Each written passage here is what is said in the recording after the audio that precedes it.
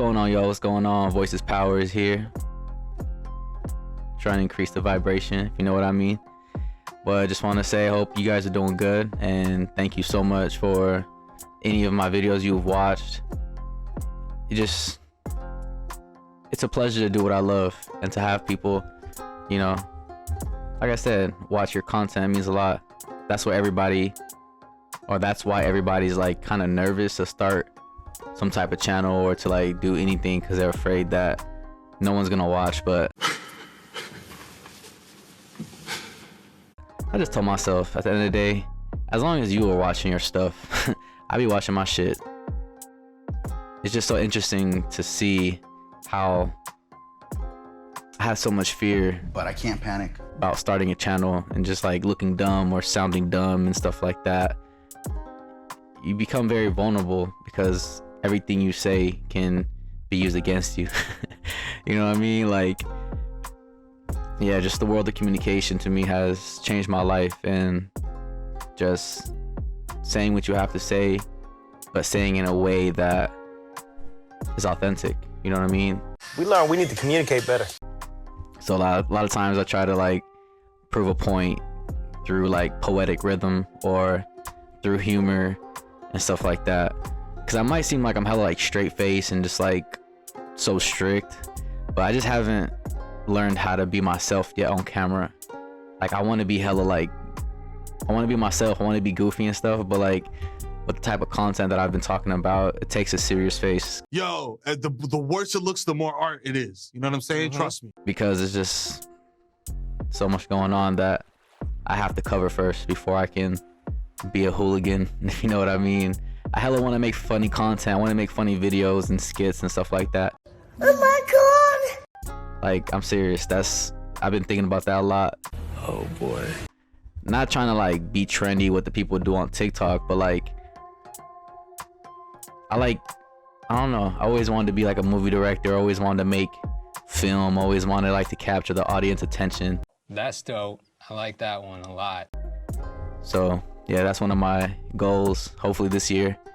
But I'm gonna get to what we're gonna talk about. It's gonna be about Palestine. It's getting crazy, and I'm not gonna talk much about it. You guys already understand the casualties and the amount of lives that have been taken for the past couple months. It's been heartbreaking to see that a domino effect could have been prevented, but it just looks like, I don't know, the best thing I can say, I don't know if you guys really like history and stuff like that, but to me it's like the Crusades, you know, back then when there was a lot of battles on that land between major religions and stuff like that. So this is just like, it's the new Crusades that you guys are seeing. It's a war on, like I said before in my past couple podcasts, it's a war on religion. It's a war on what is right and what is wrong. So it's just very sad to see that, how things just can continue.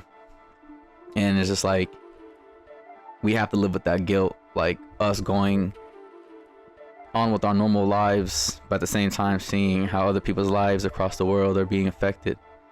So that's why I try to preach that, you know, bringing back prayer into the awareness, or to be aware of your prayers, because a lot of times we just pray without even becoming aware of them. We just pray because we feel like we have to, or we don't want to be on God's bad side and whatnot.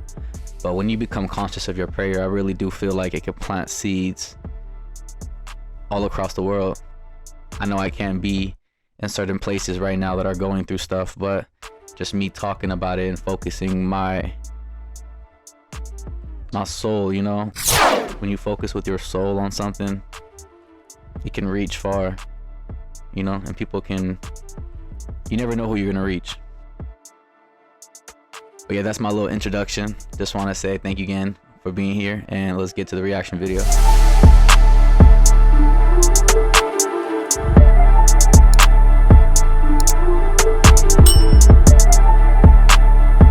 I like turtles.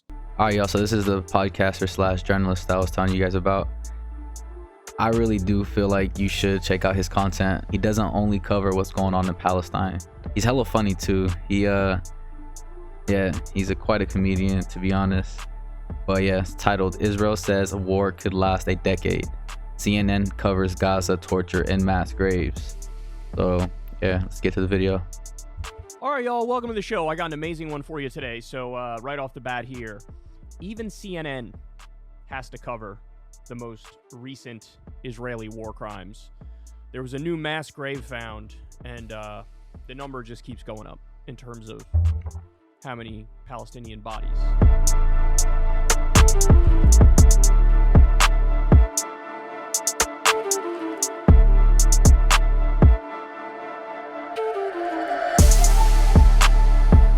We'll get to the pro-Palestine college kids who are protesting.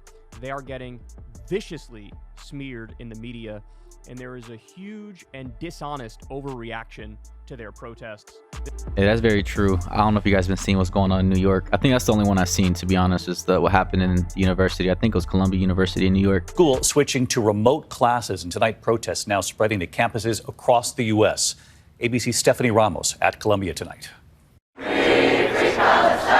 Tonight, college campuses scrambling to handle a growing pro-Palestinian protest movement. Columbia University stepping up campus security and moving classes online. The school's president saying we need a reset to de-escalate the rancor. But today, fresh arrests and tensions boiling over on the first night of Passover. This Israeli assistant professor confronting university officials over being denied access to the main lawn as school officials try to separate protesters. I am a professor here. I have every right to be everywhere on campus. You cannot let people that support Hamas on campus and me, a professor, not go on campus. Let me in now. It comes after a campus rabbi urged students to stay home, saying the school and the NYPD cannot guarantee Jewish students' safety. New York Mayor Eric Adams saying he is horrified and disgusted with anti-Semitism spewed at and around Columbia's campus. Of course, there's going to be good protests and bad protests, but of course, people are going to be protesting about what's going on in Palestine.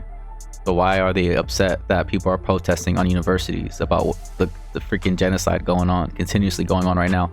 It's just interesting when people try to protest against what is wrong. The people who have the power have the authority to suppress them. So that's what he's pretty much talking about. This has really been getting under my skin. You know, I covered the protest the other day as part of a bigger Israel segment, thinking this is just, you know, a smaller part of the bigger story of Israel. But in the United States, this is getting more coverage than the literal mass graves that were found.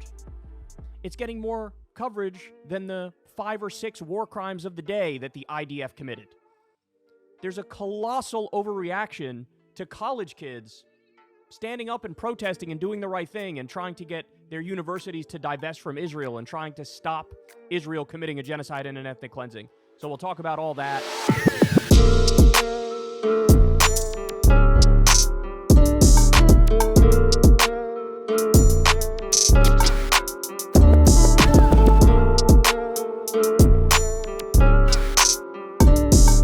All right, without further ado, let's jump into it here. So we discussed the other day that there was a new mass grave that was found in Gaza. One of the points I made at the time is like, how many of these things are there?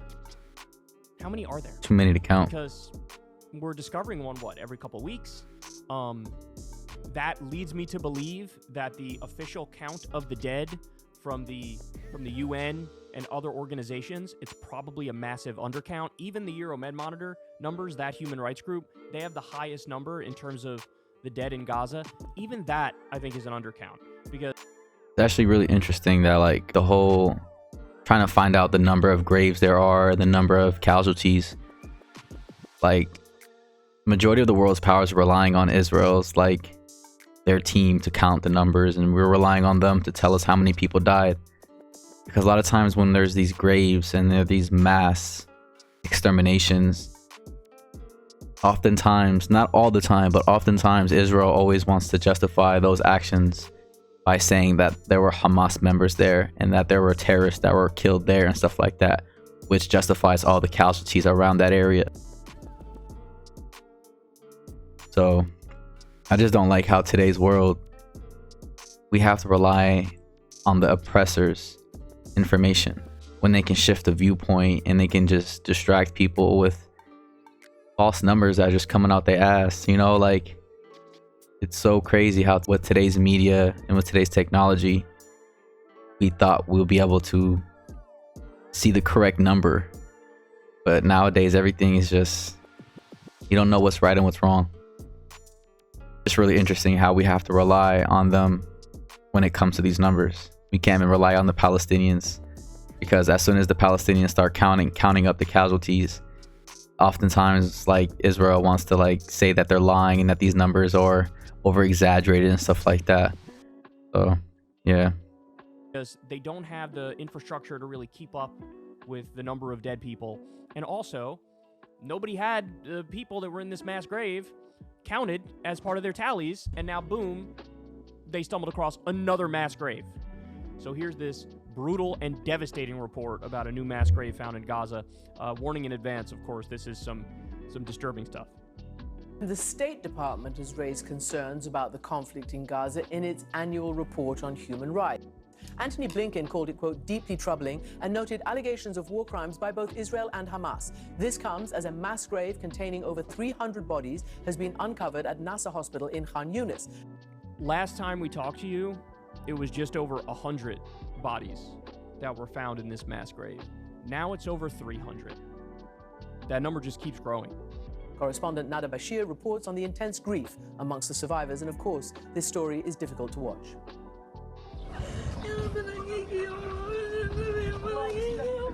For the last 10 days, this mother has returned to Gaza's Nasser hospital, searching desperately for the body of her 24-year-old daughter, Kauthar.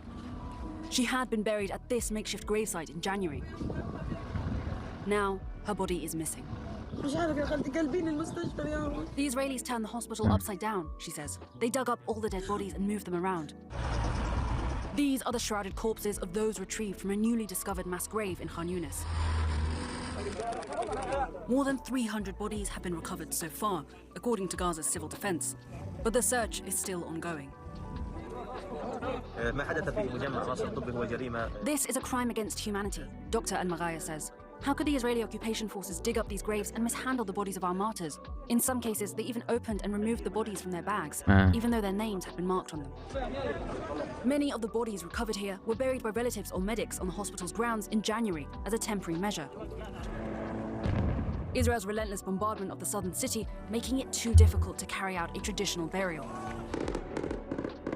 Following the IDF's withdrawal from Khan Yunis, families returned in the hope of finally laying their loved ones to rest, only to find that their bodies had been exhumed by the Israeli military, according to civil defense officials, and discarded in this nearby mass grave. I still haven't found my son Khalil's body, this father says. We'd buried him over there, but we can't find him anymore. We just want to give him a dignified burial. It's actually really sad. I've been it was like, I think 2 weeks ago, where I was posting on my Instagram story of like the IDF soldiers with their bulldozers entering sites like this and just picking up bodies and just like trying to hide them so people can't find them and they can't tally them up with the rest of the casualties, with the rest of the martyrs that, you know, were taken away in such a vicious manner. Like, it was just video after video of just bulldozers coming in and just destroying graves and just misplacing dead bodies, and just, it's just interesting. They try to hide things knowing that God is always watching. God is always going to make sure that the truth comes upon the surface.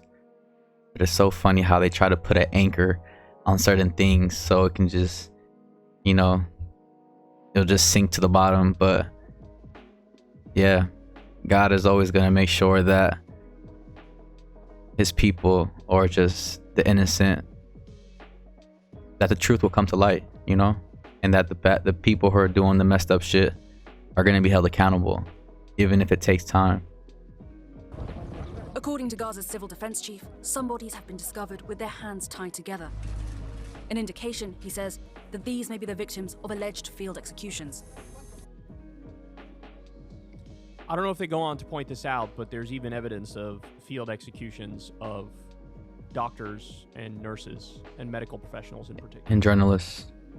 I mean, this is something we've covered when you look at the Euromed monitor numbers, that there's hundreds and hundreds of medical professionals who've been targeted.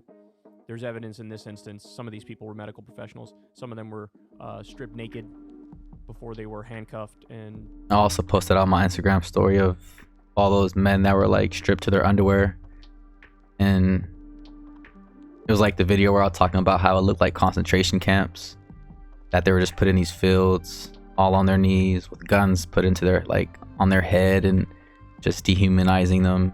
And yeah, a lot of people were saying that those people were executed, but yeah, only God knows what happened. But I wouldn't, like, I believe that they were executed, because when you start looking at people's testimonies and saying that their family members were handcuffed and taken away and never ever seen again, so it's just really unfortunate.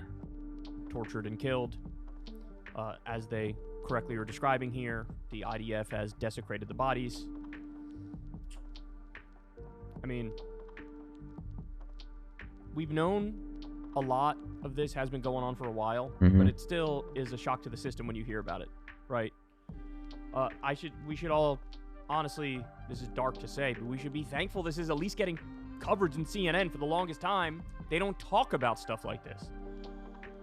Though CNN is unable to verify such claims and cannot confirm the causes of death among the bodies being unearthed. See, that's the IDF input there. Say you don't know exactly what happened. Yeah, what happened? Did all these people die of cancer? Did they have rabies?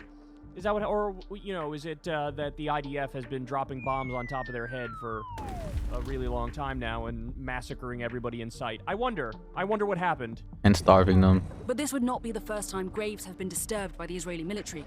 The IDF previously acknowledging that its forces have exhumed graves in Gaza in order to carry out DNA tests to identify potential hostages. This man points to the palm tree beside which his brother, Ala, had been buried. 2 weeks on, and his body has still not been found. Under international humanitarian law, graves must, in times of war, be respected, properly maintained, and marked so they may always be found. But in Gaza, the Palestinian people have been robbed of their dignity. Yeah, I wonder if, I'm sure that the international community is going to get right on top of that and add this to the list of the 4,000 Israeli war crimes, right? I'm sure they're taking copious notes at the moment. Even in death. Nada Bashir reporting then. The IDF says the claim that Israeli troops buried scores of Palestinian bodies in a mass grave is, quote, baseless and unfounded. Wow.